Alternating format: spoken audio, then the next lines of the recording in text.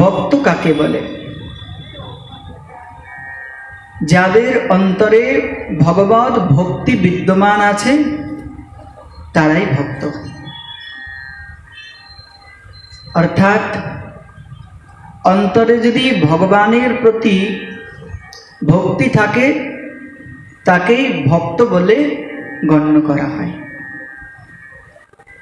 শ্রীল রূপ গোস্বামীপাদ তার ভক্তি রসামৃত সিন্ধু গ্রন্থে ভক্তের সংজ্ঞা প্রদান করছেন। রূপ গোস্বামীপাদ বললেন, তদ ভাব ভাবিত সন্তঃ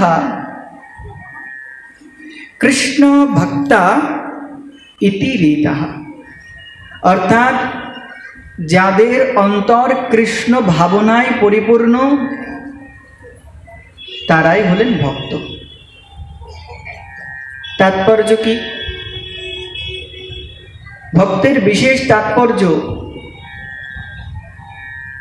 কেউ বা রাস্তাতে হেঁটে চলেছেন কিন্তু মনে মনে ভগবানকে স্মরণ করে চলেছেন, কিংবা কেউ বা ব্যবসা করছেন, কত দোকানদার তারা দোকানই খুলে বসে আছেন, বিজনেস করছেন, সমস্ত কিছু করছেন, কিন্তু মনে মনে ভগবানকেই চিন্তন করছেন। কোনো ড্রাইভার গাড়ি নিয়ে চলে যাচ্ছেন কিন্তু মনে মনে ভগবত নামকেই স্মরণ করছেন।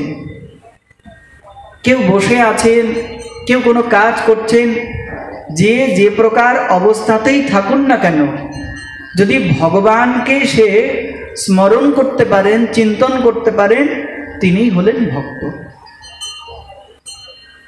মহাজন তাই তার পদে বলছেন,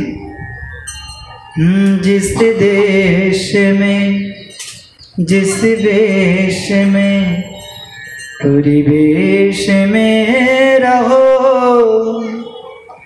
राधा रमन राधा रमन राधा रमन कहो।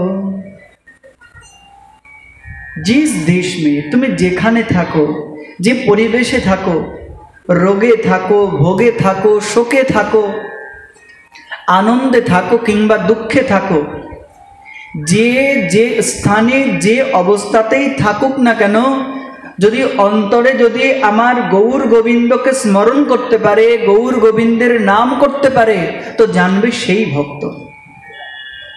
তো ভক্ত তত্ত্বের তাৎপর্য রূপ গোস্বামীপাদ তার ভক্তি রসামৃত সিন্ধু গ্রন্থে বললেন, যিনি অহর্নিশি শ্রী গোবিন্দকে অন্তর স্মরণ করতে পারেন তিনি ভক্ত।